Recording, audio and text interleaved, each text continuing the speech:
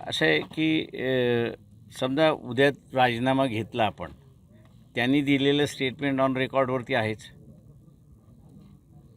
आपण नेहमी असं एक लक्षात घेतलं पाहिजे की त्यांनी चुकीचं स्टेटमेंट केलेलं आहे हे मान्य आहे. त्यांची ती भूमिका बदलायला त्यांना लावणं, त्या विचारसरणीपासून ज्या विचारसरणीचे त्या आहेत त्यांच्यापासून त्यांचं परिवर्तन करणं हे मी महत्त्वाचं मानतो.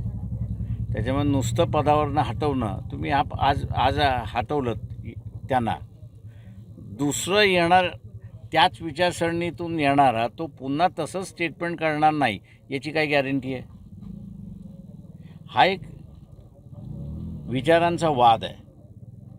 आपण हिंदू जरी म्हणत असलो किंवा यांनी जसं म्हटलं मोहन भागवतांनी हिंदू आहोत, परंतु हिंदू समाजामध्येच दोन वेगवेगळ्या विचारसरणी आहेत.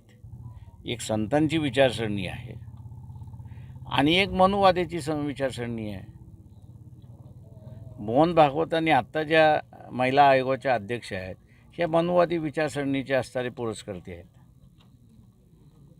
त्याच्यामुळे आपल्याला बघावं लागेल की त्या संतांच्या विचारसरणीचे पुरस्कर्ते कसे होतात या दृष्टीने आपण असं बघितलं पाहिजे, असं माझं स्वतःचंच म्हणणं आहे. त्याच्यामुळे असं मी ह्याला काढा त्याला काढा त्याच्यापेक्षा त्याला रिफॉर्म करा हा सगळ्यात महत्त्वाचा मार्ग आहे. जिल्हा स्वस्त आहे